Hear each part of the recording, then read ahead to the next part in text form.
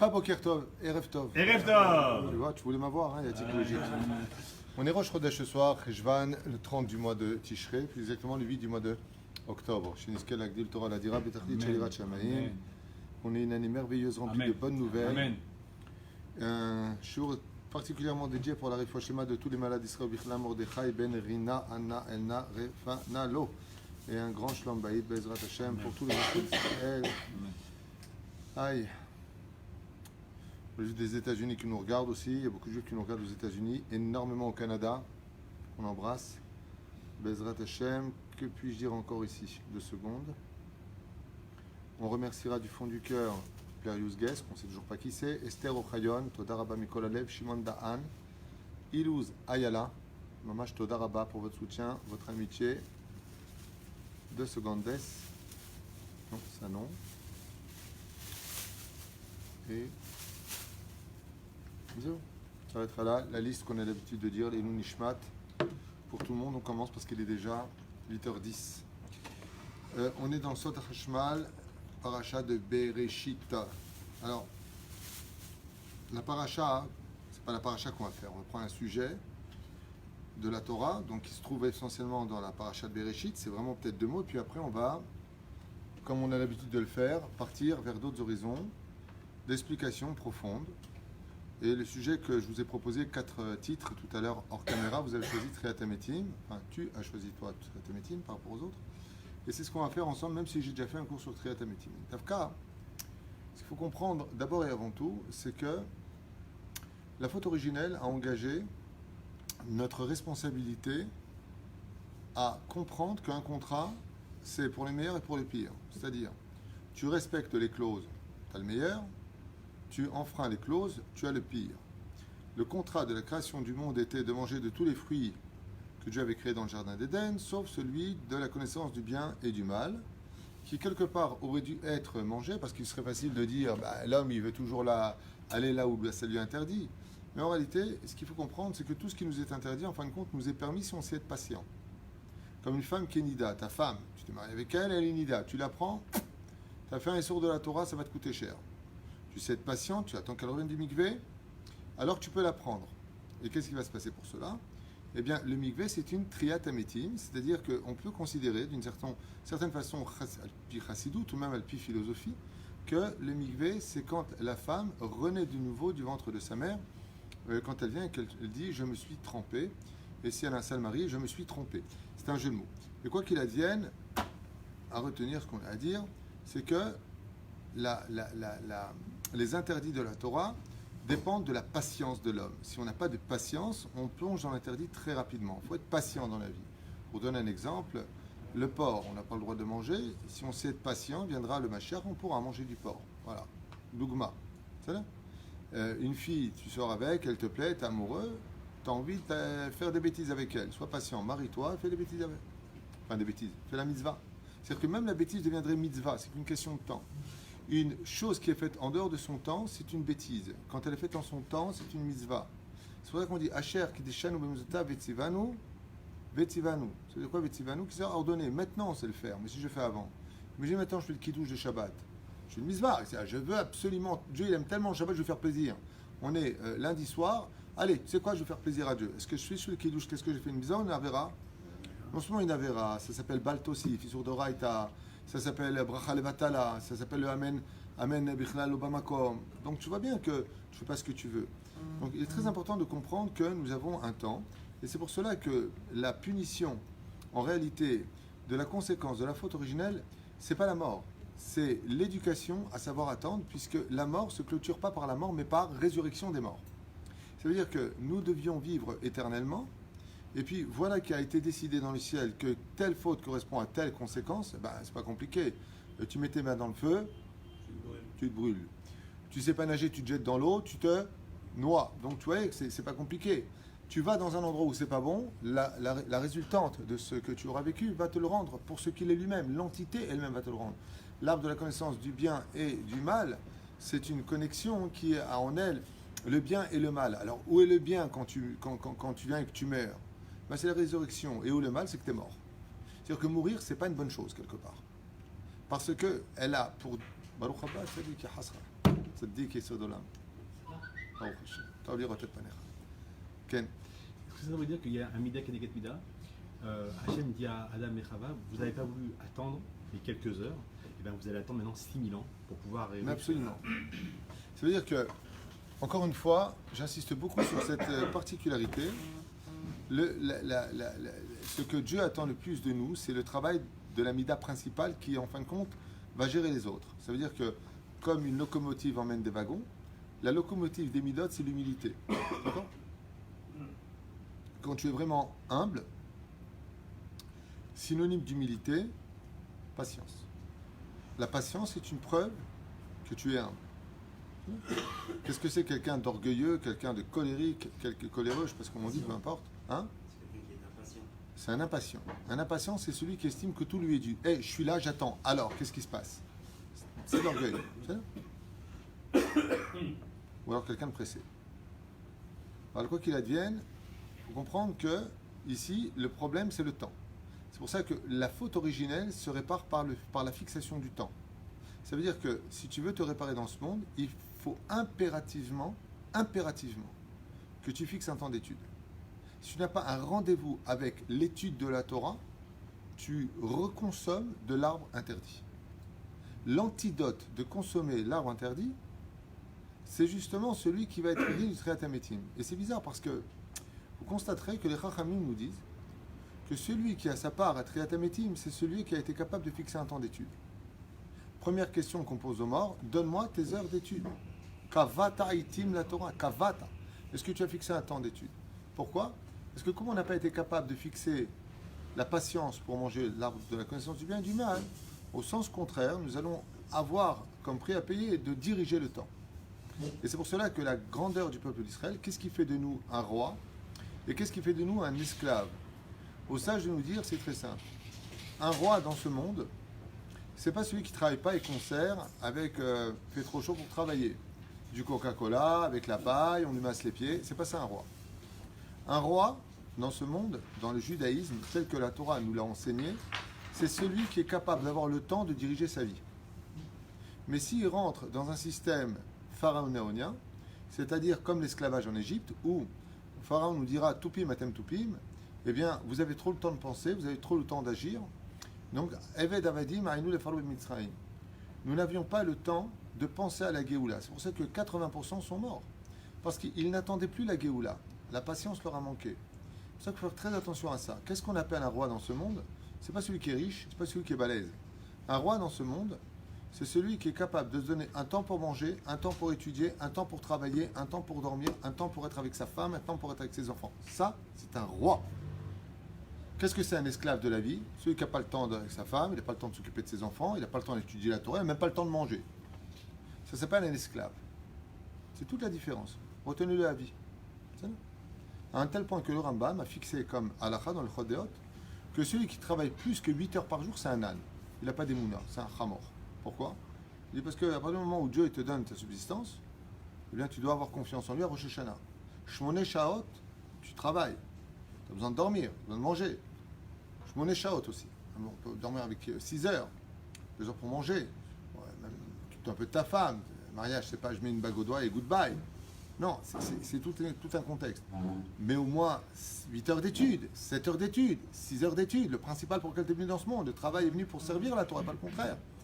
Mais la reine, ceux qui travaillent plus que cela, il y a un principe de base qui existe chez Dieu. Tu as travaillé plus de 8 heures, il n'y a aucun problème. Ton frigidaire, il va péter, mon pote. Combien la réparation? 1400 shekels. Tu fais le compte avec une calculatrice, tu verras que ce que tu as dépensé de choses qu'on appelle les faux frais correspondront toujours à la somme pour laquelle tu as plus travaillé dans ton temps que d'avoir étudié la Torah. C'est le principe de base. Tu penses qu'en travaillant plus, tu gagneras plus, zélo nachon. Si en travaillant plus, tu gagnes plus, tu ne pourras jamais gagner plus que ce que Dieu t'a fixé. Donc l'argent qui est en surplus, ça me rappelle le lait.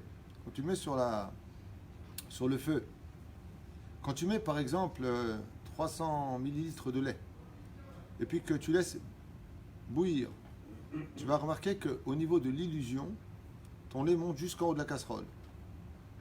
D'accord? Et donc tu as mis un demi-litre de lait. Alors que pas du tout, c'est une illusion. Tu as juste fait bouillir la colère. Résultat des courses, en illusion, tu as gagné plus d'oseille, mais va sauf ce qui perd tout. Parce que quand ça sort, ça te fait perdre des 300 millilitres que tu as mis, la contenance originelle. Vous avez pérouché d'abord. Faire très attention à cela. Et la reine, la résurrection des morts, c'est le tikkun final qui vient te dire qu'en fin de compte, Dieu ne te punit pas dans la mort. Écoutez bien, c'est un grand chidouche. Dieu ne te punit pas dans la mort. Parce que si, chas v'shalom, la résultante d'une vie dans ce monde, c'est de mourir, alors la vie ne vaut pas le coup d'être vécue. Quoi, alors tout ça pour mourir? Le mec, il arrive à la retraite, il a travaillé comme un malade, il a enfin le plaisir de profiter de ses enfants et de ses petits-enfants, la rate qui se dilate, le menton qui est trop long, sur le point de crever, et il meurt. Ma retraite, tout ce que j'ai cotisé, au revoir, Idgada, Veitkada, Shemeraba, on te déposera une petite fleur à l'occasion. Mais c'est la Torah, c'est la kef shelanu, c'est la kef pour le Chabbat Tzedek. Et la reine b'siyata l'ishmaya. Il faut comprendre qu'en réalité, la mort ne peut pas avoir le dernier mot. Il faut vraiment être bête, je le dis à voix haute, pour que les gens comprennent. Il faut vraiment avoir une bêtise dans l'esprit pour avoir vécu dans ce monde et laisser pour finalité ou mot final le mot mort l'emporter sur nous. Ce serait un drame. Ce drame est tellement important que Dieu a pris une roue de secours. Alors fais des enfants au moins, si tu as vécu pour mourir, eh bien qu'eux vivent pour toi. Mais il y a mieux à faire que ça. Ve'el et toldot Noach, Noach ish tzadik. Voici les enfants de Noach. Noach était tzadik. Qu'est-ce que vient nous enseigner la Torah? Noach, il sera là à la résurrection des morts. Noach n'a pas perdu sa vie. Mais Noach matzachen ben Hashem. C'est-à-dire que Noach, il a vécu 950 ans. Bassof, il est mort. Alors qu'est-ce qu'on va faire comme a dit Esav? Il a dit à son frère Yaakov pendant l'histoire du plat de lentilles, quand il lui a racheté, il a dit Mazé Meshane Avram était un grand tzaddik, il est mort à 175 ans. Mais il est mort. Le poète, il est mort. Donc Mazé Meshane tzaddik rachas, il a raison. Si la vie dans ce monde, t'es honnête, tu meurs. T'es malhonnête, tu meurs. Bah, alors profitons de ce monde puisqu'on meurt. Comme on dit certains crétins, buvons, mangeons, car demain nous mourrons. C'est ça, t'as raison. Vas-y, saoule-toi, prends de la drogue, éclate-toi. T'as raison, vas-y. C'est ce que tu veux faire de ta vie. Parce que de toute façon, profites-en puisque tu vas mourir. Nous les juifs, on ne peut pas réagir ainsi. Pourquoi? Parce que la mort, c'est juste le tikkun de la patience. C'est-à-dire que la mort, c'est juste le moment de te dire, maintenant tu payes la faute originelle ou on a manqué de patience. Alors qu'est-ce que je dois attendre quand je vais au cimetière sur la tombe de mon père? Une chose. J'attends avec patience la résurrection des morts. Ils vont revenir à la vie. Sinon, la vie n'aurait aucun sens. C'est-à-dire que si Dieu nous a donné la vie pour mourir, c'est que la mort est plus forte que la vie, donc mieux vaut mourir aujourd'hui.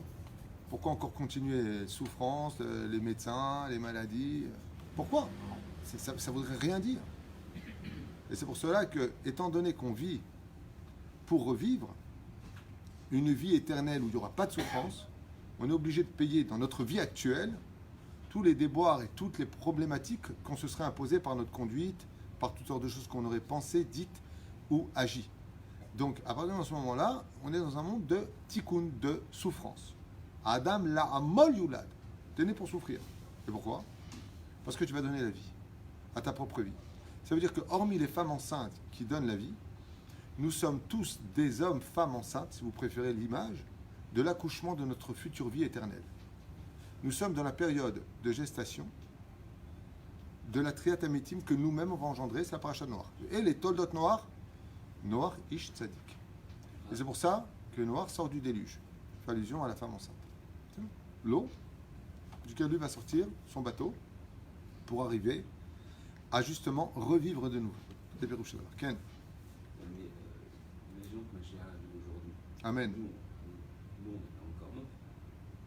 Alors, ça c'est une question intéressante. Si ma chère venait aujourd'hui avec la résurrection des morts, c'est une marque à savoir est-ce que dès qu'il vient il y a résurrection ou pas.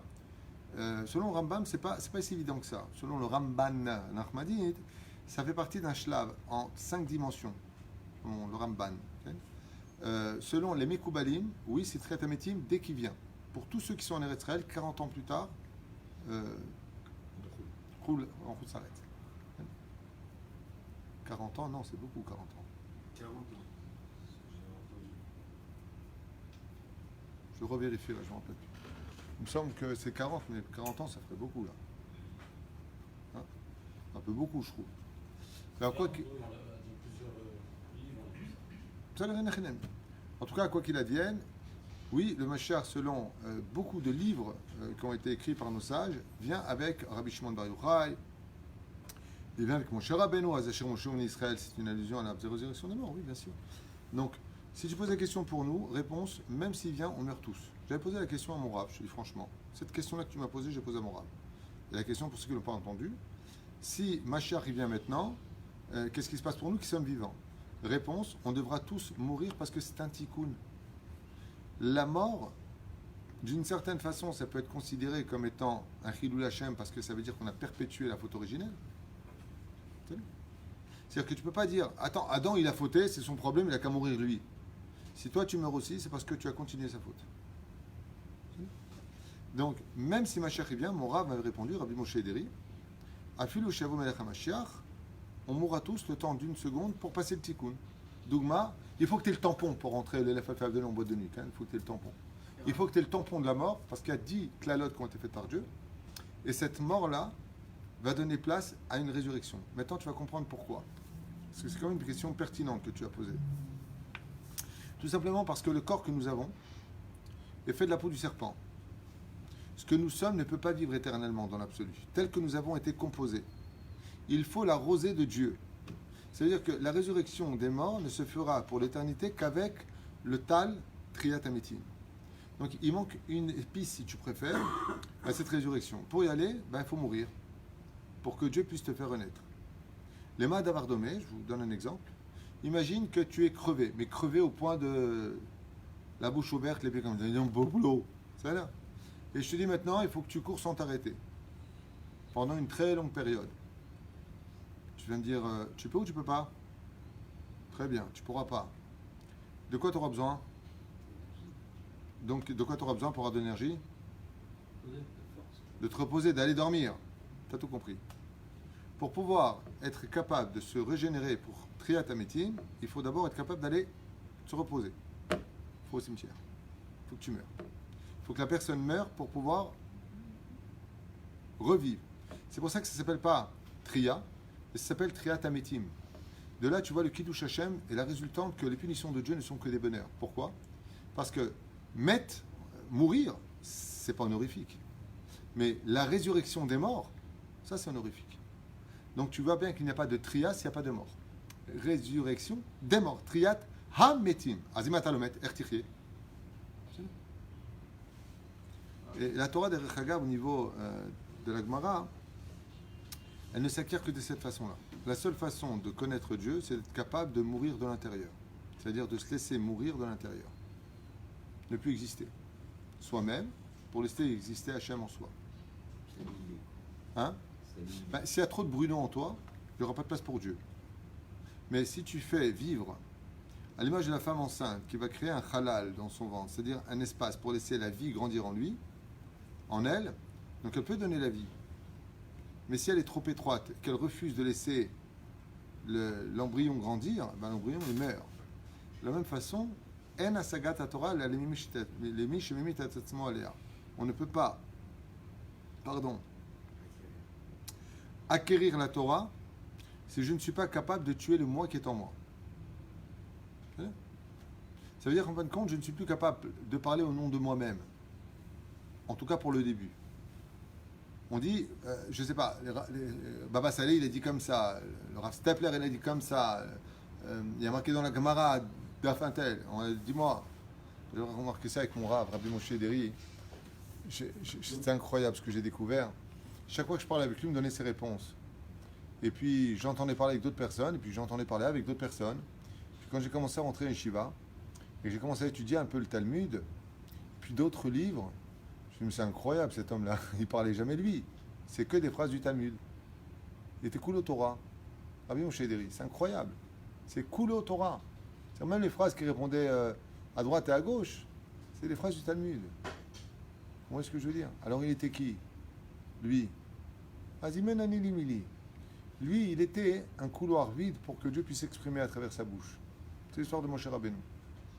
Moshe était tellement humble que Dieu pouvait parler à l'intérieur. La place est libre. C'est pour ça que le lettre du mot Moshe, si vous les mettez panim el panim face à un miroir, c'est le lettre du mot Hachem. Moshe, mais chacun fait Hachem. Il reflétait Hachem. Et quand tu parles avec des abrutis de Torah, par exemple, des abrutis, il n'y a pas d'autre nom. Hein. Tu viens, tu relis un texte de la Gemara. Ah non, non, mais je ne suis pas d'accord, moi. Et il se vend. Je ne suis pas d'accord, moi.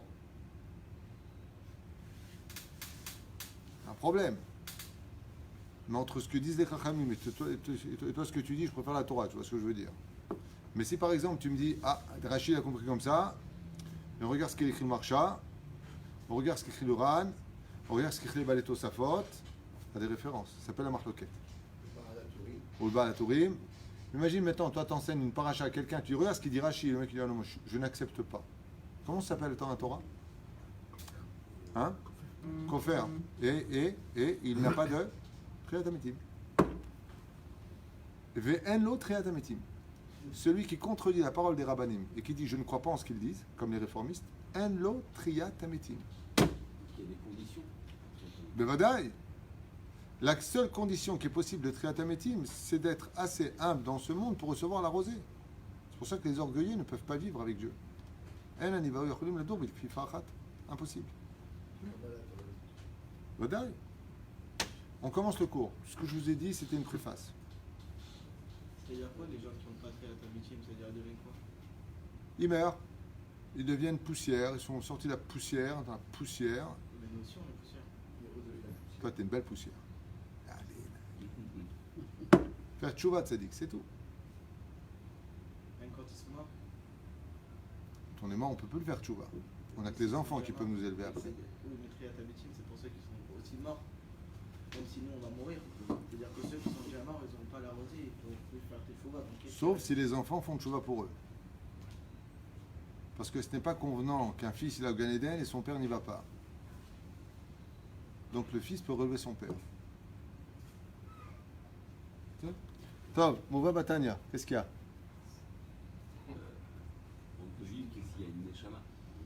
On ne peut vivre que quand il y a une neshama en nous. Et la neshama sort, ça s'appelle mourir. Quand on la re-rentre, c'est Triat Ametim. D'accord. Est-ce que ce sera toujours la même neshama qui va revenir en nous ou c'est une neshama différente? Si Bruno meurt à 120 ans, ce sera toi-même qui est en train de me regarder à travers ton corps, qui redescendra dans ce corps pour renaître de nouveau. Et si c'est quelqu'un d'autre, tu lui diras, esprit, sortez de mon corps, Yatik Ouéjik. C'est déjà pris. Ça là. Vous avez d'autres questions? Mouva. גילוי ירא אור אין סוף ברוך הוא, סובב כל עלמין, שיאיר ויתגלה, עד עולם הזה לעתיד בתחיית המתים. La lumière de Dieu, Ishtabar Vital Shmolahad, est infinie et incommensurable. Elle est source énergétique de Dieu lui-même. Elle tourne autour de toutes les constructions, de tous les olamot, et elle éclaire le monde, et elle se découvrira uniquement à la fin des temps, les Atid Lavo, Ve Betriat Ametim, à la résurrection des morts. Ve'eter Seet, Ve'eter Oz, encore avec plus de splendeur, avec plus de puissance, avec plus de confinement. Ve'trilat Gilou Yehara, Began Eden, Atarton, Ve'elion, dans le monde d'en haut, dans le monde d'en bas, Gan Eden d'en bas, Gan Eden d'en haut, l'un dépendant du Chotem, l'autre dépendant des yeux, c'est-à-dire du nez et des yeux. Sherikol Nishmot Tzadikim, Atanaim, Aniviim, Shem, Ata, Began Eden, Aelion, Berum Amaalot, car tous les grands tzadikim, comme les prophètes d'Israël, les Tanaïm, les Amorim, les Savorim, les Géonim, les Rishonim, les Acharonim, tous ces grands de la Torah sont tous pour l'instant au Gan Eden, qui est un monde de transition. Jusqu'à la résurrection des morts, ils attendent. Itlapshu begoufé, tehem le'atid, elles se rhabilleront de leur corps. Ils reviendront dans leur corps l'atid lavo. Yakumu bezman triat le'enot miziv ashkina, et ils pourront enfin revenir dans ce monde, dans leur corps, pour vivre justement sous l'émanation du salaire incommensurable que de vivre avec la Shekhinah. Moi, je suis pas un tzaddik.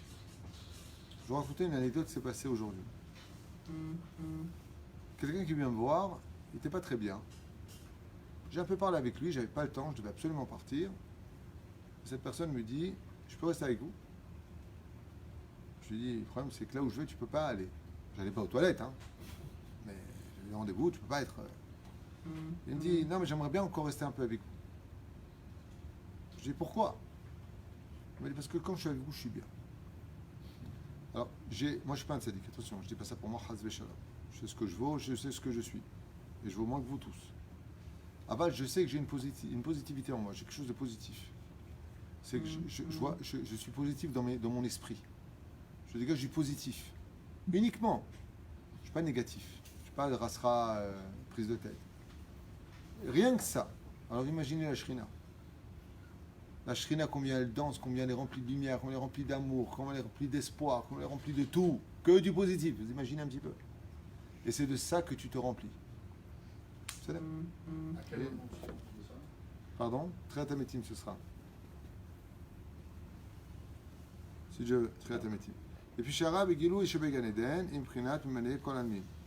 Donc, il rentre dans des détails là-bas, il dit que la lumière du Gan Eden remplit tous les mondes, Imprinat, Sodot, Torah, parce que c'est la Torah elle-même qui est la lumière de ce monde, Shasak, Baolam, Bazé, Benigle, De, Kedeita, Bazor, Kadosh, Parashat Shela.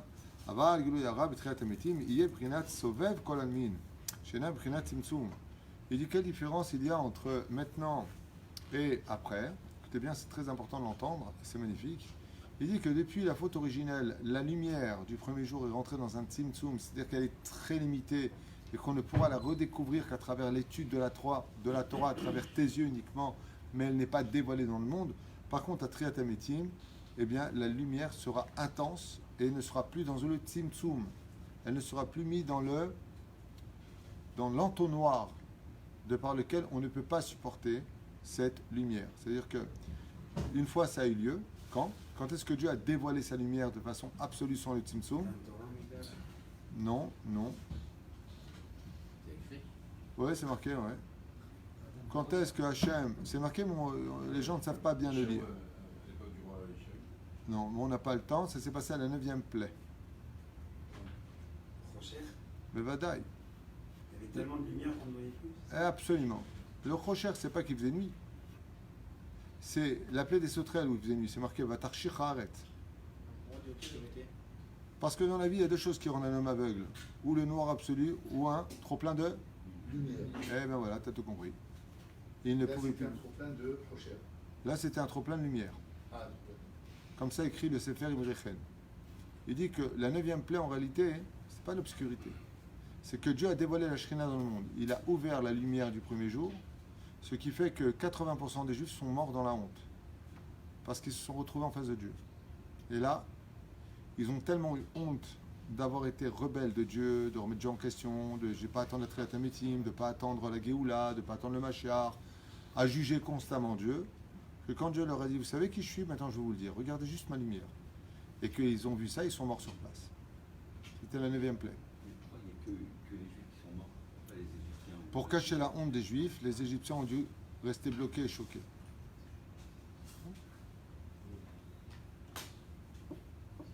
C'est pas l'opinion de tout le monde. Il y en a qui disent c'est vraiment le Rocher, le noir absolu. Il y en a qui disent le contraire. Et là, Blikvul Vetachlit, une lumière d'une abondance intense. Et c'est curieux, il dit Blikvul Vetachlit. Sans but et sans limite. Ça veut dire que celui qui a étudié la Torah, même dans ce monde en souffrance, le salaire de la résurrection des morts, de kiffer sur terre la Shrina, la Tidlavo, sera si intense qu'elle sera sans but, tellement le salaire sera grand, et sans limite. Un bonheur inexplicable, jamais vécu et jamais compréhensible de l'esprit humain. Personne ne peut comprendre le bonheur que ça représente. Personne. Les notes, Miziv Ashrina. רואים שבזמן תחיית המתים, התנהגו הצדיקים בעולם הזה, תענוג יותר גדול ממה שהם מתנהגים בגן עדן העליון.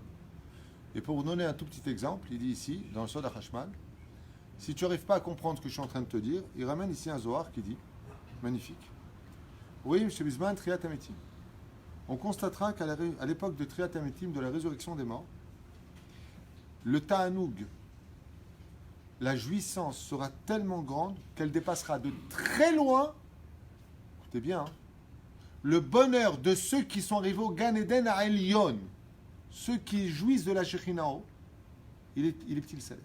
À côté, alors que celui qui arrive au Gan Eden à Elion, c'est Moshe Rabbeinu, c'est Rabbi Shimon Bar Yochai. Ils sont morts parce qu'ils sont morts. Non, c'est le Kachour. On ne parle pas de ça. Là, on parle de voir Hachem, de vivre avec Hachem. Pas de vivre avec un rave qu'on aime ou un tzaddik esodolam qu'on va voir. Non, non, non, non. On parle de Dieu lui-même. Vous savez, malheureusement sur YouTube, vous avez une grande partie des gens n'ont pas de portable cacher, ils ont YouTube. Qui moi-même, j'ai mon ordinateur dans mon bureau sur lequel j'ai aussi YouTube, puisque c'est là-bas que je gère mes cours. Mais vous pouvez constater là-bas, en tapant Triatameti, en résurrection des morts, combien de gens sont partis de l'autre côté, et même des goïs. On parle de... J'ai parlé souvent de ça avec vous. On parle aujourd'hui de plus de 160 millions de morts cliniques. Alors, mort clinique, il faut que vous sachiez un petit peu, parce qu'il y a une grosse arnaque au niveau des médecins. Ces petits malins, 2 francs 6 sous, qui se cachent derrière toujours des explications qui veulent rien dire. Un mort clinique, vous savez ce que c'est? C'est un mec qui est réellement mort. Il est noté sur le truc décédé à telle heure. Plus de pouls, plus de cœur, plus de ramsan la mort, plus d'oxygène au cerveau. Il est mis dans le frigidaire. Écoutez bien. Et d'un coup, le mec, sans explication, revient à la vie. L'arnaque des médecins, ah ben c'est un mort clinique. Non, non, c'est un mec qui était mort, qui est revenu à la vie. Le paradoxe, Il est revenu à la vie.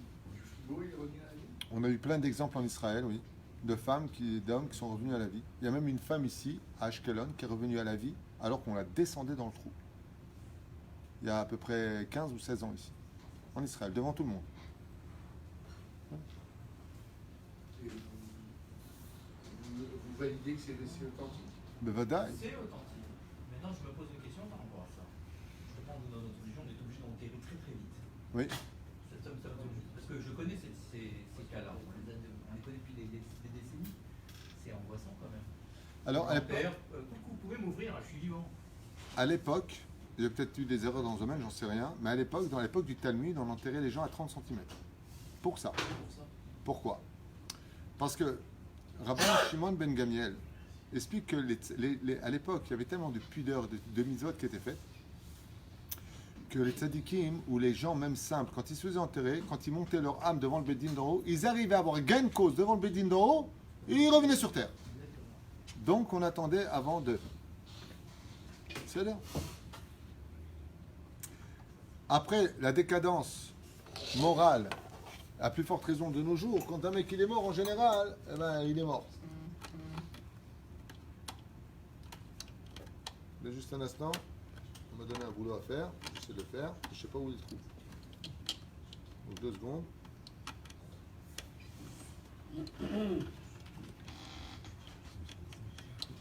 Je suis désolé, je veux pas, j'arrive pas à voir où il se trouve.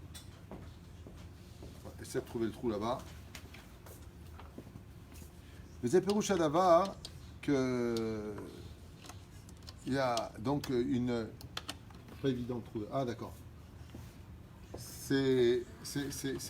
On pourra constater que des témoignages très très importants, mais faire attention à ces témoignages, parce que vous pourriez tomber sur des gens qui vous disent j'ai vu le clouté, j'ai vu Bouddha, j'ai vu Momo, j'ai vu... Tout ça c'est des ch'tuas de référence que les forces du mal savent s'habiller en telle figurine pour montrer et tromper le peuple. D'accord?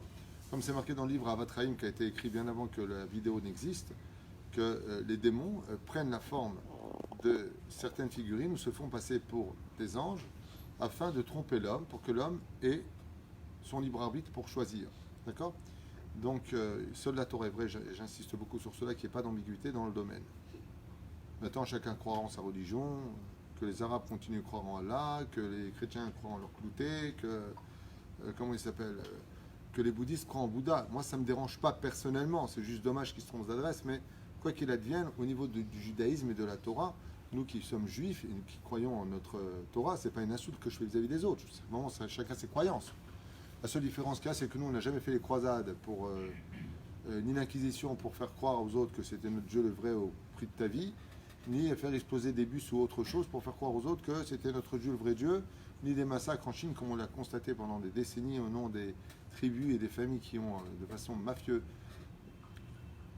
je ne sais pas comment on dit, fait des guerres ethniques noraïtes avec des millions de morts. Mais les Juifs, on n'est jamais parti conquérir un peu en disant c'est notre Dieu, le vrai Dieu. Nous, on dit simplement on est ma'amin, bemunash lema, que la Torah est vraie, c'est tout. C'est tout ce que je voulais vous dire. Et mon message n'est pas dit pour énerver quiconque, il est dit pour ceux qui s'assimilent. Soyez fiers d'être juifs et ne croyez pas que vous êtes trompés de religion. Notre Torah, c'est le Hémet. Advarim Brourim. Et la reine, ces gens qui sont morts témoignent tous d'une chose qui devrait nous frapper l'esprit. Tout le monde parle d'un couloir de lumière intense, de toutes les religions du monde entier, de tous les pays. Et cette lumière est si belle, si remplie d'amour, si inexplicable, si prenante, si magnificente, qu'on n'a pas envie de revenir sur terre. Cette lumière, c'est pas Dieu. Eux croient que c'est Dieu. C'est le couloir qui mène au jugement. D'ailleurs, beaucoup d'entre eux ont dit, maintenant que j'ai vu cette lumière, je n'ai plus peur de mourir. Oui, tu sais que quand tu vas au palais de justice, les couloirs sont remplis de très beaux tableaux et que c'est du tapis rouge. Hein. Donc c'est super, mais le palais de justice, c'est juste au bout du couloir, Habibi. Donc, est-ce qu'on doit avoir peur de la mort ou pas? Ça dépend de qui tu as été sur terre. Moi, j'ai posé la question à Rabbi Moshe Deri, est-ce que tu as peur de la mort? Il m'a répondu, oh que oui. Mi Amod Beyamadin. Qui pourra répondre le jour du jugement? Je posais la question à notre Rav, il m'a dit non. Non, je n'ai pas mort. Bon, Rabbi Moshe était marocain et l'autre Rav était tunisien. Donc peut-être c'est un rapport, j'en sais rien, vous jugez, j'en sais rien. L'autre Rav, il m'a dit ouvertement, non, je n'ai pas peur de la mort. Pourquoi? Il m'a dit parce que j'ai fait tout ce que j'avais à faire sur terre, j'ai des enfants, je n'ai pas fait de mal. Non, c'est sûr que je n'ai pas fait ce que j'aurais dû faire au summum de ce que je devais être. Mais Yesh Michel Rocher. De la mort elle-même, non pas ce qui se passe après avec le jugement. Moi, je vais te dire une chose. Celui qui a lu les vrais livres qui parlent de ce qui se passe après la mort, comme Khat Yehuda et Cheskel, par exemple, ou qui a vécu l'expérience que moi j'ai vécue dans ce domaine, ça fait peur. On n'est pas pressé de mourir, je te le dis. Sans connaître tout ça, il n'est pas précis. Moi, quand on me dit jusqu'à 120 ans, je dis non. Plus. Pourquoi tu... Non. Pourquoi tu veux me limiter? Oui, franchement, je suis pas pressé de mourir. Vous voulez y aller? T'as envie de mourir, toi? T'as envie de mourir? Non. Non, tu me dis. Celui qui veut mourir, Il y a un temps pour. il y a un temps pour. Moi, j'espère ne pas avoir le temps de mourir. Alors, pour qu'on finisse. C'est-à-dire ça va faire mal Triatamétim? Hein? C'est-à-dire ça va faire mal Triatamétim? Mais non. Triatamétim, c'est comme une maman qui prend son bébé du berceau. Il faut L'image de Triatamétim, ça ressemble à une maman qui vient prendre son bébé. Comment elle le prend? Elle le caresse ou elle le frappe? Comment elle fait? Elle l'embrasse, elle le prend. C'est de l'amour, c'est le salaire. La seule différence qu'il y a, c'est que je veux dire quelque chose. Quand un père veut gâter son fils, il ne pourra pas le gâter au-delà de ses moyens ou au-delà de son potentiel. Mais Dieu, il est au-dessus de tous les moyens, tous les potentiels. Et là, c'est lui qui vient de gâter. Nous, Kedai ou lo Kedai? Kedai. Dieu est illimité, c'est ce qu'il dit ici. Le Gan Eden Elyon ne peut pas se comparer une seconde au côté du salaire de Triatamétim. Tellement ce sera grandiose. Et la reine dit comme ça, et tout cela ne pourra arriver que quand le Mashiach aura enfin réparé l'arbre de la connaissance du bien et du mal et remis les fruits à leur place, c'est une image. Et toute l'humanité sera remise à l'état d'Adam Arishon avant la faute originelle, comme il est marqué dans le Midrash, Bereshit Rabbah. Comme il est marqué dans Zcharia, il n'y aura plus d'impureté au monde. Le ciel et la terre sera d'une pureté que quand tu respires, déjà tu fais tchouva. Il n'y aura aucune impureté. C'est-à-dire toutes les clipotes de ce monde disparaîtront. Il n'y aura plus une seule femme dénudée. Il n'y aura plus une seule personne qui dira un gros mot sur terre. Il n'y aura plus un seul film porno ou autre qui existera sur terre. Il n'y aura plus tout ça du tout. Qui vivra, verra. En tout cas, Zcharia, c'est ce qu'il dit. Ve et ruach hatuma et vir minaret. Et l'esprit d'impureté sera totalement épuré de ce monde. Il n'y en aura plus. Ve'aza olam hazeh izdaker. Et le monde sera totalement pur. Ve'ita'aleh le madrega Gan Eden.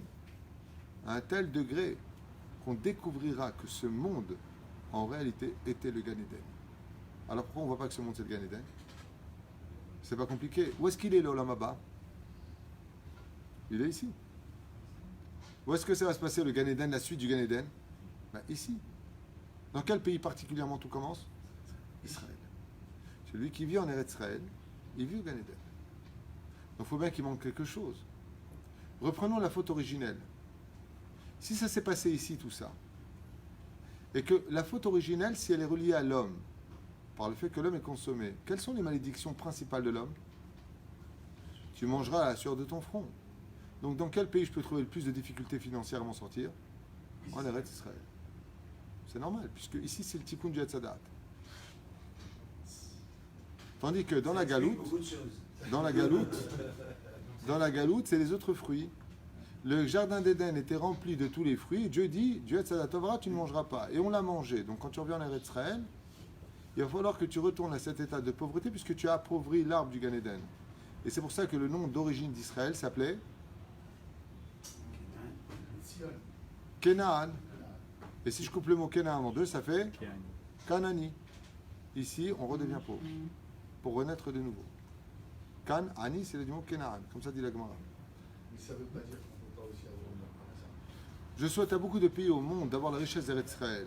On a des voitures de folie, des maisons de folie, on a un gouvernement, une armée, des yeshivot partout grâce à Dieu, on a des routes magnifiques, plus belles qu'aux États-Unis et qu'en France. Celui qui vient, moi je vous dis un truc, j'ai connu des goïms qui sont venus en Israël pour un pèlerinage chrétien, peu importe, et je les ai rencontrés. Ils étaient en larmes et remplis d'émotions. C'est quoi ce pays? Je croyais, comme ça, il y en a un qui m'a dit, je croyais que j'allais venir au Kosovo, je sais pas, un pays, Arrête. mais un truc de fou. Quand tu vois ce qui se passe au Brésil, qui est un pays qui existe depuis des décennies, les bidonvilles, on a ça ici, nous. On a tout en Israël. Moi, la fois, je suis parti au Sherrad, j'ai fait les courses. Je suis resté comme ça de profil et je regardais les frigidaires de yaourt. J'ai commencé à faire un pas, deux pas, trois pas, quatre pas. Je suis arrivé à 15 pas. J'ai fait 15 pas pour finir rien que le rayon des yaourts en Israël. 15 pas. Pas un petit frigidaire knanin comme ça, tu as voilà, la vanille, tu as le chocolat. Ma pitom. Rien que les yaourts. L'abondance. L'abondance, elle est excellente. On a de tout en Israël. Donc quand on te dit Canani, c'est la preuve qu'on est à la fin des temps. Parce que quand tu vois les livres des biographies des Chachamim, quand ils vivaient en Eretz Israël, ce qu'ils avaient, il n'y avait rien. C'était la catastrophe. Aujourd'hui, on est bien. Seulement, comme on est français, et que la mentalité française, chers amis, a été habituée depuis sa naissance à être servi jusqu'à dans la bouche.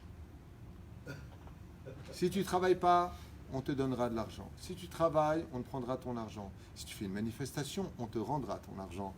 Donc comme c'est un pays d'assistés, on a habitué les gens à la facilité dans tout et pour tout, la France. Ce n'est pas une critique, c'est un état de fait. Hein. Les chaises ici sont blanches, je ne veux pas dire elles sont rouges pour faire plaisir. La France est un pays d'assistés. Il fait bon être chômeur en France. Moi, j'ai posé la question à un copain en France, je lui ai dit, alors tu travailles? Il me dit, mais t'es fou. Je sais pourquoi. Il me dit, mais je travaille, je paye des impôts, je ne travaille pas, on m'en donne. Et j'ai que des avantages. C'est un pays d'assistés, la France. Comme ils ne veulent pas qu'ils brûlent encore 10 millions de voitures, ils donnent tout. Prenez des billets Monopoly. Ça finira tout ça. C'est évident. On ne peut pas fabriquer du Monopoly toute la journée. Il faut bien qu'à un moment ça cesse. La vérité sorte. Ils fabriquent des billets de Monopoly. Ils ont beau vendre l'Europe des centaines de milliers de visas pour avoir des matières premières pour fabriquer de l'argent. Parce qu'il faut de la matière première. Il faut au moins 15% pour sortir un billet de 100 euros. Il faut 15% de matières premières. Ils ne les ont pas. Donc ils font des accords avec le pétrole, avec l'or, avec l'étain, avec tout ce qu'ils peuvent trouver dans un pays étranger. Et ils vendent leur territoire. Quitte à le couler. Mais à un moment, ça va s'arrêter. Ça va être avec le plastique. C'est vrai qu'il y a un tikkun très particulier quand même ici en Israël. Les badailles. Et tu sais pourquoi? J'ai un ami là qui vient de faire son alia il y a un mois, qui est le numéro 3 de la Société Générale. Il m'a appelé hier, il me dit Eric, tu comme sur Israël? Je lui ai dit, mais t'inquiète pas, on est tous passés par là, ça va s'arranger. D'abord et avant tout, il faut savoir une chose, c'est que la Gemara dans la Masechet Brachot dit Israël niknet be'isurin. Israël s'achète par les isurin. Pourquoi? Parce qu'on ne peut pas manger à deux tables. Je voudrais te poser une question, si je peux me permettre. D'accord? Il y a beaucoup de championnats du monde de boxe en ce moment. Vous savez? Imagine que tu veux devenir champion du monde. Tu montes sur le ring et tu as ton adversaire qui est en face. Il te met une droite, il t'éclate la tête. Et toi, tu dis, doucement, ça va pas ta tête? Tu dis à ton copain, punaise, depuis que je suis monté sur le ring, qu'est-ce qu'elle est dure? Bah, encore une fois, mais arrête! Je dis, mais attends, mais t'es un gosse ou quoi? T'es sur le ring. Israël s'est monté sur le ring de la vraie vie. Celui qui se dit être religieux, qui dit avoir de la émouna, moi, dans ce monde, il n'y a pas comme Dieu, viens de vivre ici. Monte sur le ring, arrête de t'entraîner. Parce qu'à l'entraînement, par contre, tu peux dire à l'autre, attends, tu sais quoi, j'ai un peu mal, j'ai une pointe, tu peux taper un peu moins fort. Non, pas de ce côté. Bah doucement. Pas les dents, j'ai une carie là, tu vois. Ça, aux entraînements, tu peux le dire, ça s'appelle la galoute. Mais quand tu montes en Israël, c'est le ring. Là, ça rigole plus. Là, on voit si vraiment tu as l'émouna. Là, on voit vraiment si tu mérites d'être près de Dieu. Je dis, oh, mais c'est très dur. Ah oui, mais après, tu es champion du monde. C'est 15 millions. Hein. Si tu acceptes. Hein? Si tu acceptes de prendre des coups. Mais t'as pas le choix quand tu montes sur un ring. Ils sont marrants. Ça Imagine, le champion du monde, il dit à l'autre, stop. Il dit, qu'est-ce qu'il y a? Il dit, arrête de me taper tout ce côté-là, tu m'as fait mal. Sans te plaindre, c'est difficile, Tu comprends? Disait le Rav, on vient d'un pays La mentalité française, c'est pas une critique. Vous avez remarqué qu'on n'entend jamais de la Aliyah américaine? Et il y en a. Ils ont des quartiers. Vous avez remarqué qu'on entend. Vous avez remarqué qu'on les entend pas. Vous savez pourquoi? Vous savez pourquoi? Parce que le social aux États-Unis, il est FS. Il n'y a pas de social aux États-Unis. C'est un pays de capitalistes. Donc quand un Américain il vient en Israël, il n'a jamais le mot c'est dur ici.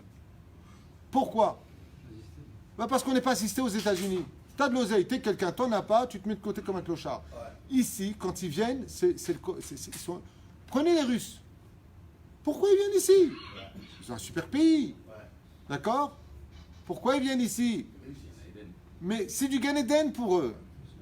Parce que là-bas en Russie, tu vends ton corps pour manger. Ici, ils sont heureux. Moi, je parle avec eux toute la journée, les coiffeurs et les machins. Ah, Rav Twito, avec leur accent, ils sont. Il y en a même un côté imprimeur qui est russe, avec qui je suis très très en. Mais il me dit, mais c'est du Gan Eden, Israël. Je voudrais faire venir toute ma famille. On est trop heureux ici. Ils sont heureux. Pourquoi? Parce qu'en Russie, il n'y a pas de chômage. En Russie, pour avoir du pain, tu fais la queue dans certaines régions. Mais en France, on t'amène devant ta porte.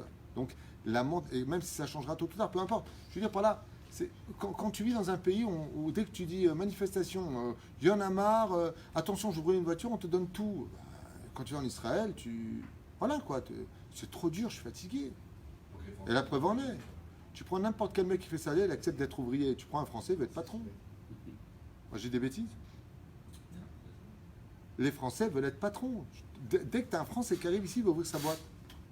Il travaille 2 semaines chez quelqu'un. La 3e semaine, il fait la même chose que... C'est une mentalité. Tu as envie de travailler pour toi. Pas tous. Il y a des gens qui vont se confondre. Mais la majeure partie des gens qui font leur alia sont des gens qui veulent vivre la France en Israël. Ne venez pas dans ce cas-là. Je vous le dis, moi qui suis pro-alia, ces gens-là ne seront pas prêts à vivre en Israël. Tu montes en Israël, ferme la porte de l'Égypte. Ferme la porte de là-bas, là-bas je me débrouillais. Reste là-bas aussi. Reste là-bas. Reste avec ta synagogue, le rabbin, ta communauté. Continue ton judaïsme. Aval, en Eretz Israël, il faut être capable de quitter la dimension. Écoutez bien, les mots, ils sont très durs. Il faut être capable de quitter même la dimension de communauté pour passer à la dimension de nation d'Israël. Waouh, c'est le cas. Je répète, pour ceux qui n'ont pas pigé. Quand on fait ça en Eretz Israël, il faut être carrément capable de quitter le niveau communautaire pour passer au niveau de peuple. Et c'est pour ça que les Français sont très difficilement intégrés ici. Parce que moi, à Saint-Maur, j'avais ma communauté, mon rave. Moi, à tel endroit, j'avais communauté. Et là, qu'est-ce que j'ai? Je suis seul, j'arrive pas à m'y retrouver, j'arrive pas à trouver une communauté. Il y a le rabbin de la synagogue. C'est Bon. quand même compréhensible lorsqu'on a vécu 50 ans ou 55 ans en France, il faut un certain temps. C'est pour cela. C'est pour cela. Allô, cher et tendre ami, c'est pour cela que Dieu pense comme toi. C'est pour cela que quand les Juifs sont sortis, les 20% restants sont sortis d'Égypte, il n'y en a pas un qui est rentré en Israël. Ils sont tous morts dans le désert. Pourquoi? Parce qu'ils avaient trop l'Égypte dans le sang. On est mieux en Égypte, on retourne en Égypte. Qu'est-ce qu'il a fait Hachem? Il leur a dit, vous n'êtes pas prêts pour Israël. Il a attendu la naissance d'une nouvelle génération qui n'a jamais connu l'Égypte. De là, tu apprendras un klal. Quand des gens comme toi, aussi merveilleux que ta famille, montaient en Israël, comme des gens qui montaient comme vous en Israël, dans l'absolu, ce n'est pas pour vous que vous êtes montés.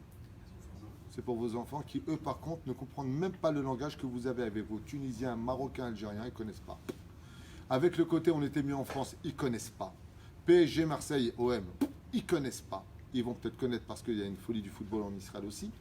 Mais je veux dire par là que c'est une génération, moi je vois avec mes gosses, ils n'ont aucun problème pour travailler. C'est des Israéliens. Ils travaillent dans une société, l'autre dans une autre société. Mon fils Ephraim, quand il sort de l'armée, directement, il fait cuisito là-bas, il fait le soir, il fait garçon à gauche, il va étudier la Torah. C'est leur langue. Ils se confondent. Nos enfants n'ont pas de problème. Bichlal. Ta fille, elle travaille aujourd'hui? Elle travaille au Bet Mishpat, au palais de justice. Elle est là-bas secrétaire. Sa fille. Pourquoi? C'est une Israélienne. Tu vois ce que je veux te dire? Donc, et les parents, par contre, c'est le tremplin. Donc un tremplin, cela c'est boum. Et on saute sur lui, on arrive à arriver haut. Nous devenons le tremplin de nos enfants. Et le tremplin, c'est celui sur lequel on marche, mais qui va donner l'élan pour les futures générations. Alors nous sommes un sacrifice. Quand on monte en Israël, chers amis, je vous le dis à voix haute, comprenez que vous n'êtes que le tremplin de l'avenir de votre histoire. Donc c'est dur parce que c'est toi qu'on fait descendre en bas. Mais quand tu fais rebondir les autres, c'est toi qui prends le mérite de tout le monde. Sois juste patient. Ici, c'est un pays où il faut vraiment s'attacher à la Torah et les mitzvot, faire vivre notre Torah. Et surtout dans cette génération où en Israël,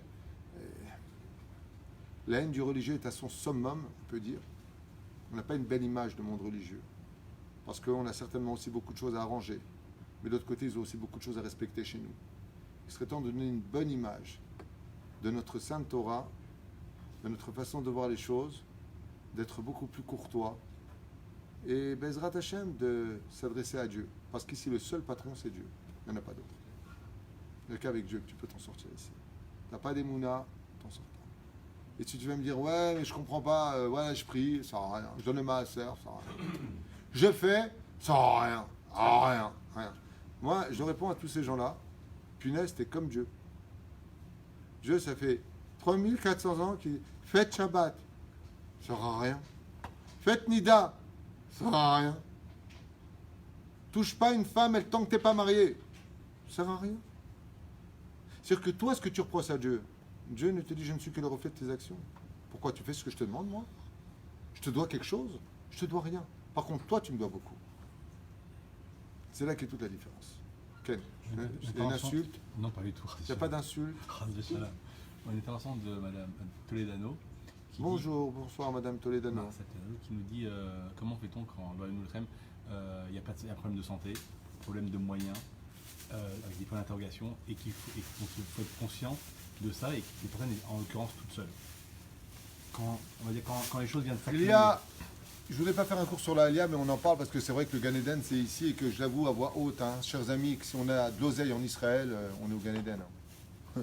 Il n'y a pas photo, vous le savez tous. Hein. Demain, vous gagnez 1 million d'euros ou 50 millions de shekels dans vos poches, ben, vous pouvez dire Amen, et après,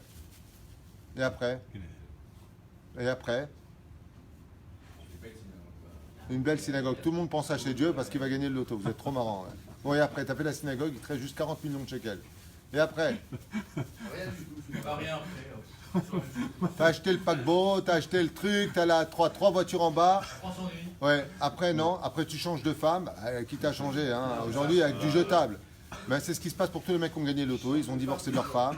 Ils sont partis avec des minettes qui les ont ruinés. Après, ils sont foncés dans la drogue. Après, dans l'alcool. Parce que, voilà, on se prend pour un petit Dieu. Et après, il faut avoir confiance en Hachem. Dieu, il sait ce qu'il donne, il sait ce qu'il fait. Et on sait très bien que le pauvre est plus proche de Dieu que le riche. Ah mal, c'est pas la question. Pour répondre à Madame Marciano, c'est que, Toledano, c'est qu'il existe des groupes comme le merveilleux, extraordinaire Shalom Vach, qui fait un travail phénoménal à travers les francophones, de leur proposer, hein, et pas couteau sous la gorge, de les emmener en Israël par groupe, où ils seront pris encadrés dans des yeshuvim, donc possibilité d'acheter, possibilité d'exister.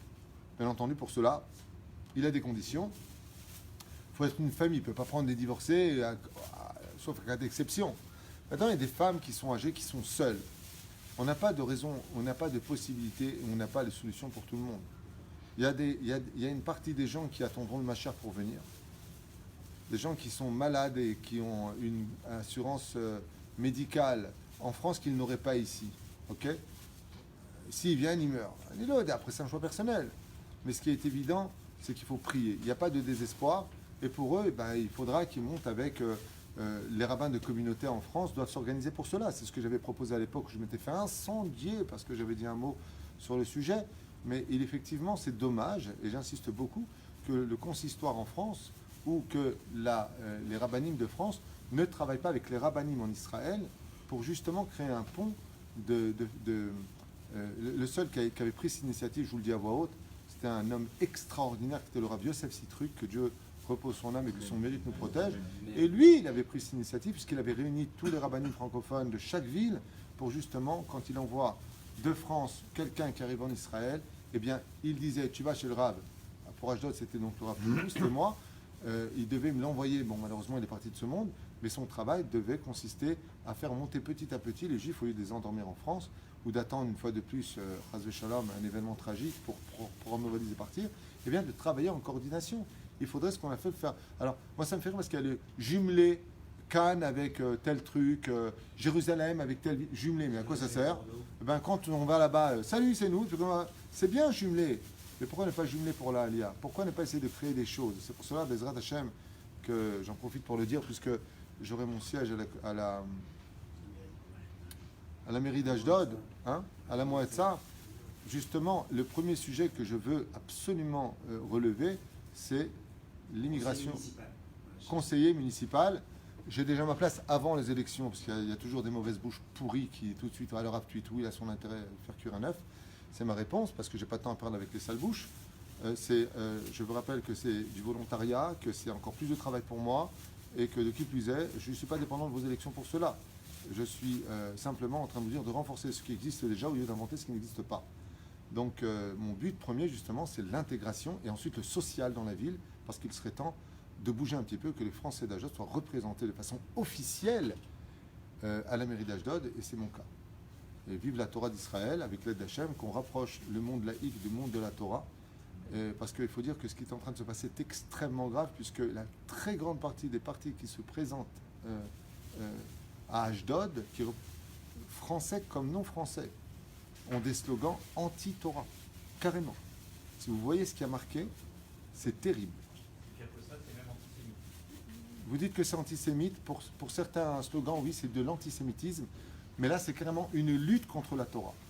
Et moi, je réponds simplement une chose, je ne sais pas quels résultats sortiront de ces élections, mais comme je l'ai dit à un très bon ami aujourd'hui, moi, j'aurais fait en tout cas ce que je devais faire. J'aurais fait ce que je devais faire.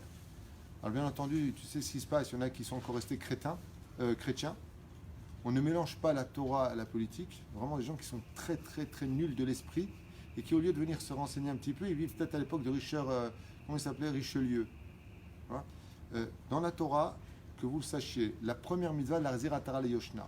Je vais l'expliquer clairement parce que je fais une parenthèse. Voilà. Quand on décide de rentrer du port dans la ville d'Ashdod ou d'ouvrir les magasins pendant Shabbat, celui qui décide des lois, c'est la municipalité. S'il n'y a pas de représentants religieux, des défenseurs de la tradition juive, donc on ne peut pas être là-bas, donc on est obligé d'y être. Est-ce que vous commencez un peu à réfléchir avant de déblatérer des bêtises plus grosses que votre tête? Quel rapport avec la politique? Moi, je ne suis pas un homme de politique. Moi, je suis un homme qui suis un gardien des frontières de notre Torah, qui est un amour national pour mon peuple, qui suis sioniste dans l'âme, et qui par contre sait que la Torah orthodoxe, c'est la vraie Torah. On ne joue pas avec. Voilà ce que je suis. Et voilà ce que je représente. Et ce que je propose de faire, je le fais déjà à mon échelle depuis 10 ans avec vous ici à Ashdod, en tant qu'Oel Moshe. J'attends rien. Il y a déjà des trucs qui se disent, le Rav Tuitou, il a ses intérêts, pourquoi le rabbin il fait de la politique? Achète-toi une niche comme ça dans ton jardin, mets-toi un collier, fais wouf, wouf, lâche-moi les baskets. C'est même pas de quoi tu parles. C'est pas une insulte, hein, de faire de la politique. Mais non, mais c'est pas que ça. On peut faire évoluer les choses vers la Torah dans ce pays, pourquoi pas. Mais c'est même pas moi. Moi, je veux pas cette place-là. Il y a des gens pour ça. Moi, je suis pas un homme de politique. Allez, va que je comprenne la politique. Moi, mon truc. Laurent Darmon, ici présent, vous le dira. Je l'ai appelé pour lui dire donne-moi des ficelles parce que j'y connais rien et je ne tiens pas à y connaître. Moi, ce que je veux être, par contre, c'est un représentant de 22 000 Français dans la ville d'Ashdod, puisque je ne le veux même pas en Miami. Je l'ai appris quand je revenais du Canada, que j'étais carrément à ce poste, juste pour représenter que les Français, pour une fois, depuis 47 ans, et enfin, officiellement, ouf, une personne à la mairie qui pourra enfin donner un marané. C'est pas difficile. Et je travaille avec une personne qui mérite tous nos applaudissements, qui est le Rav Avi Amsalem, qui est une bombe atomique que je connais personnellement. Alors, où est le problème? Mais non. Les Russes, ils ont 3 partis. Les Israéliens, ils ont 3 partis. OK? Les autres, ils ont 2 partis. Et les Français, ils ont 6 partis. On est les moins nombreux, on a déjà le plus de partis. Inventés, qui sortent de nulle part. Pourquoi faire? Pourquoi faire? Mais ça, c'est la mentalité française. Il serait temps qu'elle change. Parce que d'un côté, ils veulent être entendus, mais ne feront rien pour se faire entendre. Donc il y aura ce qu'il y aura, Hachem Gadol. Moi, j'aurais fait ce que j'avais à faire. Et pour ces mauvaises bouches qui parlent, sachez que je n'ai jamais demandé ni ce poste, ni à y être. On m'y a mis par la main du Rav Yitzhak Yosef, grand rabbin d'Israël, et du Rav Shalom Cohen, qui est le Nasi Gdol Ador chez la Torah, celui qui remplace aujourd'hui le Rav Ovadia Yosef. Ce sont eux qui m'ont mis à cette place directement, sans élection. 4e du parti Chasse, dont je suis fier de représenter la Torah du Rav Ovadia Yosef. Mais comprenez-le bien, je ne travaille ni pour chasse, ni pour les yeux de personne.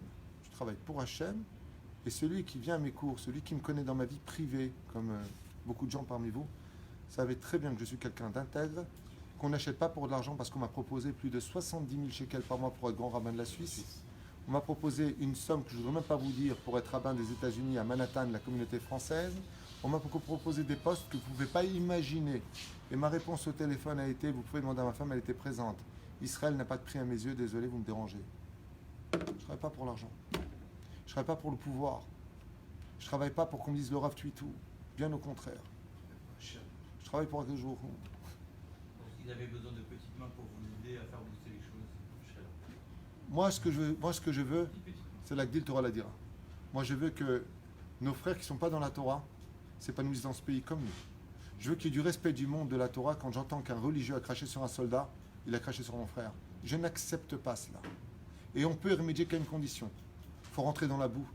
Il faut mettre ses mains dans le plat quand on veut faire pétrir quelque chose.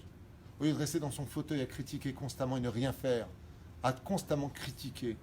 Moi, ce que je propose, c'est qu'on aille ensemble changer quelque chose dans cette ville. On a une ville propre, magnifique, moderne, adéquate à toutes les situations. On pourra avoir la meilleure Riviera. On a la plage religieuse la plus propre d'Israël. D'ailleurs, la seule, si je peux me permettre le mot. Ouais. Qui est vraiment propre. Il faut juste un petit peu changer les choses. Et dès qu'on veut changer, comme le dit d'ailleurs, on le dit tous les matins, samedi matin, Oseh Chadashot, Baal Milhamot. Dès que tu fais quelque chose de nouveau, ça provoque la guerre. Et d'entendre qu'il y a des gens qui osent déjà me faire du lachon hara sur moi, du motzi shemra, mais d'où vous êtes? Venez me le dire en face. Venez en face de moi me le dire. J'ai une personne qui l'a fait. J'ai une personne qui m'a critiqué, qui a pris le téléphone pour me le dire. Je suis parti le voir aujourd'hui. Voici exactement ce qu'il m'a dit. Quand je lui ai expliqué la situation, il m'a dit non seulement je vous chasse, j'ai 40 personnes qui travaillent dans mon bureau, je vous invite de venir leur parler pour qu'on vote tous chasse. Bravo pour ce que vous faites. Il m'a dit j'ai eu un coup d'ignorance, c'est vrai, vous avez raison. Ben oui, je fais suivre que le travail politique de Moshe Rabbeinu qui a suggéré le peuple. Ça a source, ça s'est permis, ça s'est moutard.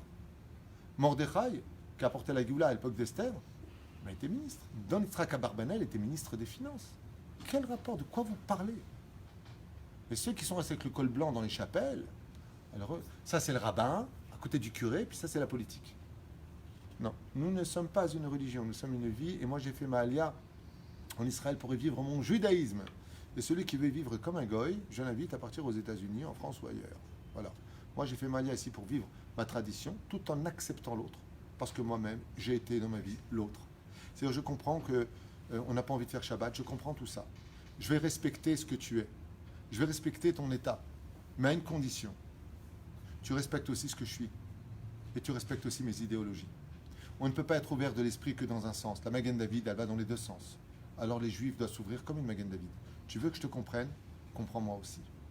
Mais les médias ont fait un travail tellement phénoménal sur la haine du religieux que si on a le malheur dans ce fameux Gan haut, parce que tout a commencé à Ashdod avec ce Gan, comment il s'appelle le Gan? Le Gan là où il y a de l'eau là. Non, laissez tomber, vous êtes aussi naze que moi. Ashdod Yam. Hein? Le parc Ashdod Yam. Voilà, Ashdod Yam.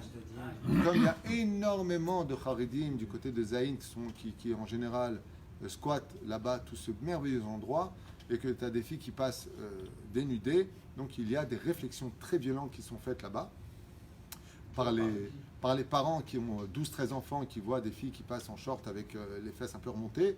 Et donc ils disent, Titlapchi, c'est honteux, regarde, on est là avec les enfants, va tirer cuire un œuf, si c'est laïque, c'est pas votre terrain. Donc ça crée des dissensions qu'on fait un énorme Chilou Hashem dans la ville. Aujourd'hui, quand on voit un religion, on voit un parasite, on voit un démon, on voit. Et c'est dommage parce qu'on perpétue une fois de plus la destruction du temple et il faut y remédier. Je pense que le monde religieux a beaucoup d'efforts à faire dans ce domaine. Je pense que, comme je l'expliquais aux journalistes ce matin, que Chasse doit descendre plus vers le peuple, s'occuper beaucoup plus du social, parce que c'est bien de créer des synagogues, des bâtés midrashot, des mikvaot, je suis pour, mais aussi le social qui est le plus important aujourd'hui. C'est-à-dire C'est-à-dire l'éducation de nos enfants, les problèmes psychologiques, les femmes divorcées. Il faut aujourd'hui s'occuper du problème social. Parce que d'être religieux, d'être malheureux, ce n'est pas la Torah. Il faut remonter la situation et pour cela, il faut créer des cellules d'accueil. chose que je me propose de faire, il faut créer des choses qui vont coûter encore plus de temps, alors que je n'ai pas du tout le temps, moi, de m'occuper de ça. Mon rêve, ce serait de m'asseoir et d'étudier la Gemara. Mais comme pour l'instant, je suis le premier à avoir eu cette chose que je n'ai pas demandé, j'insiste, je n'ai pas demandé ce poste. Il m'a été fait malgré moi. J'ai appelé, si vous voulez savoir, mon Rav pour avoir son opinion, qui m'a dit, si les deux grands d'Israël t'ont marqué là-bas, qui je suis moi pour te dire si oui ou non. Si eux, ils ont vu en toi cette capacité de le faire, fais-le.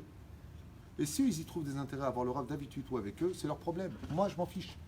Je ne travaille pas pour Chasse, je travaille pour Hachem. Et les gens avec qui je travaille dans Chasse, ce parti politique du Rav Ovadia Yosef, ceux en tout cas avec qui moi je parle, sont des gens qui ont la même idéologie que moi. Ils aiment le peuple, ils ont le respect de l'autre, sinon je ne travaillerai pas avec eux. Et ils ne travaillent pas ni pour l'argent ni pour les honneurs. Je les ai bien sondés pour cela.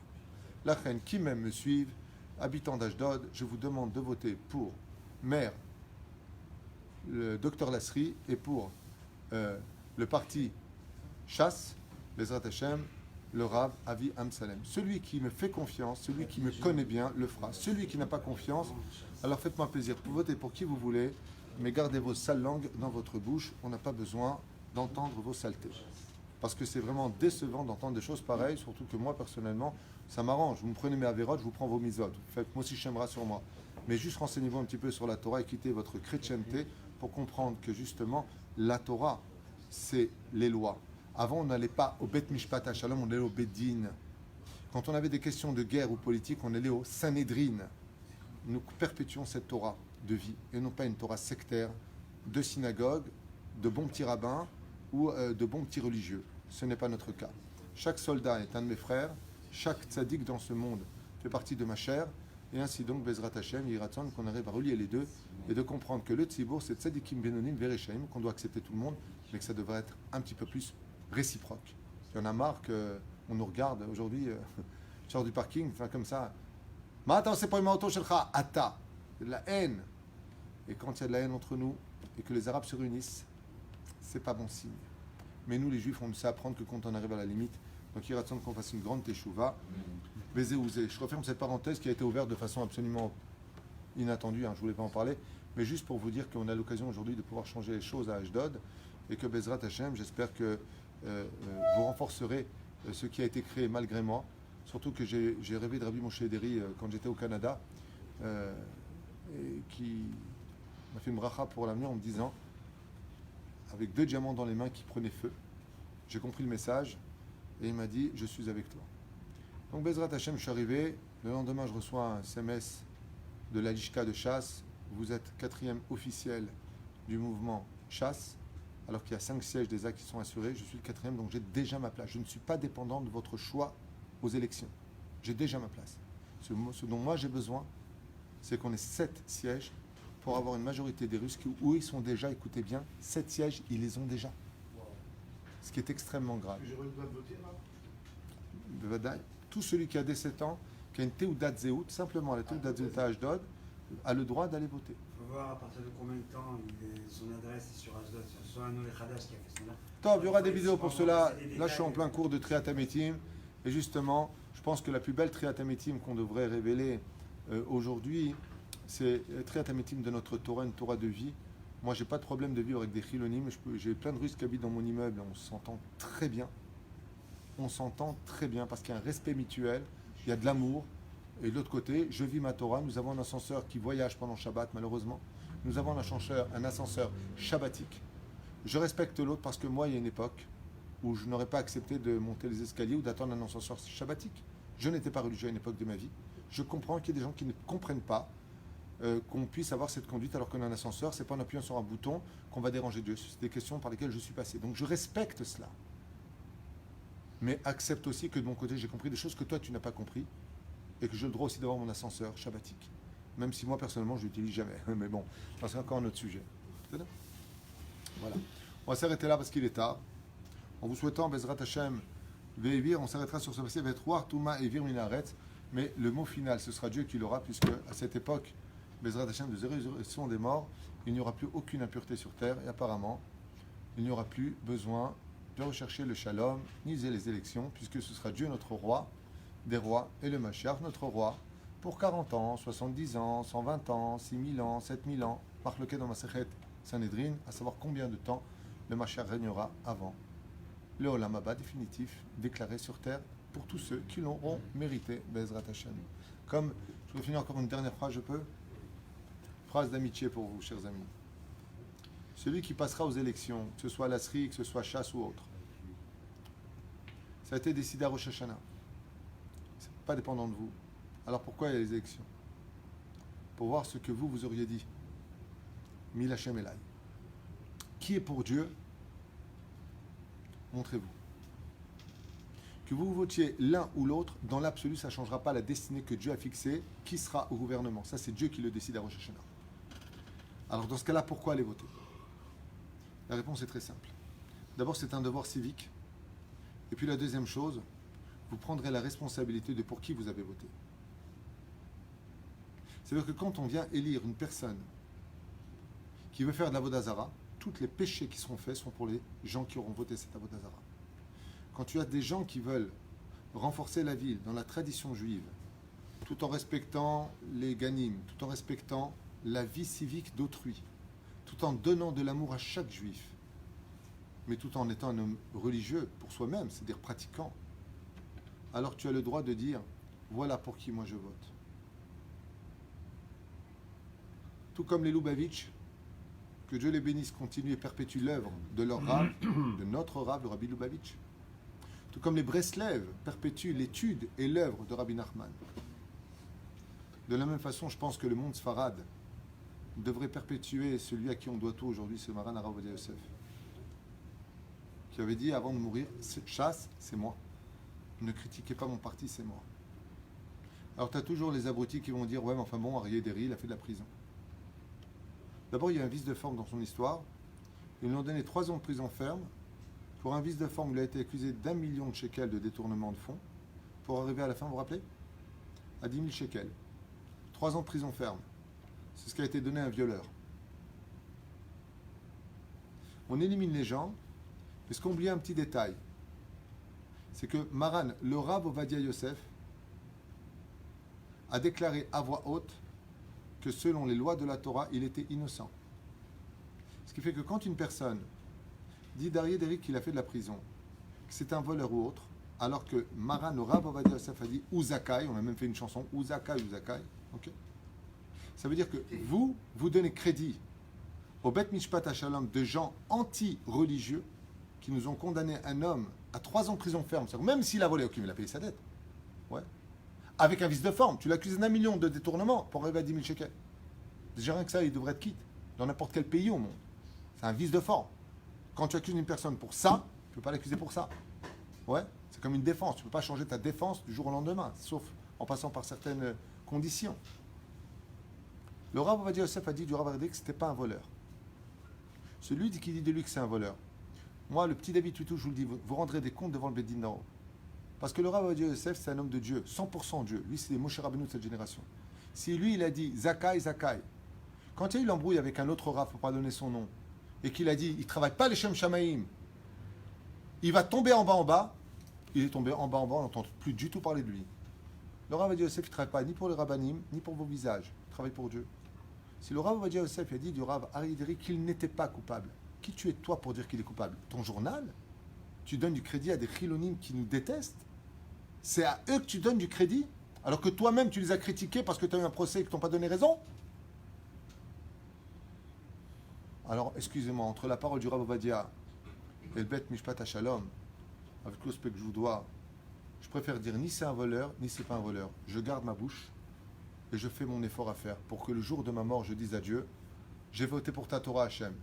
Maintenant que eux aient pris ce vote et qu'ils s'en soient servis à mauvaise escience, Razou Sham, si c'était le cas, moi ça ne me regarde pas. Moi j'ai voté pour ta Torah. Moi j'ai gardé Bezrat Hachem les traditions juives dans notre pays. J'ai fait en sorte que ça n'ouvre pas pendant Shabbat. Tout comme en France, ça n'ouvre pas pendant dimanche. Aux États-Unis, c'est une amende. Attention, hein. C'est pas Yalat Khomeini, hein. Mais au moins, fais quelque chose pour ton pays. Fais quelque chose pour ta ville. Sois une barrière de ta tradition. Parce que ceux qui sont en train de voter de l'autre côté, leur slogan est clair, net et précis. Retirez la Torah d'Ashdod. Retirez le religieux d'Ashdod. Si les Allemands n'ont pas réussi, si les Romains n'ont pas réussi, ni les Babyloniens, ni les Grecs, ni Madaï, la Perse, même l'Égypte, n'ont pas réussi. Personne ne réussira à déraciner la Torah de notre peuple. K'am Israël Chai Vekayam. Et vous avez pour le 29 et 30 octobre l'occasion de pouvoir, Bezrat Hashem, éviter de faire cette erreur une fois de plus, d'aller à droite et à gauche pour obtenir absolument rien, alors que vous avez déjà quelqu'un qui est à sa place, et de qui plus est, fait déjà le travail depuis 10 ans et qui ne nous a pas attendu aujourd'hui. Shniskei Bezrat Hashem la Gdil Torah la dira, Bezrat Hashem Baref Talesh Molad, parce que c'est quelque chose, je le rappelle, je ne suis pas payé, j'ai pas que ça à faire, c'est déjà très dur pour moi, et que si Bezrat Hashem on arrive au degré qu'on a besoin d'atteindre au mouvement chasse à Ashdod, c'est pour créer des cellules d'accueil où enfin les Français pourront s'adresser à une adresse pour la première fois en 47 ans dans cette ville. Une occasion à prendre ou à laisser. Si vous la laissez et que moi personnellement je rends mon tablier après, j'ai toujours mes amis ici, j'ai 2 synagogues à diriger, j'ai déjà le terrain Bezrat Hashem pour construire. Moi je continue mon chemin avec ou sans vous. C'est juste que je vous propose de continuer avec moi, c'est toute la différence. Kol Tov. Hazak Baruch. Hashem.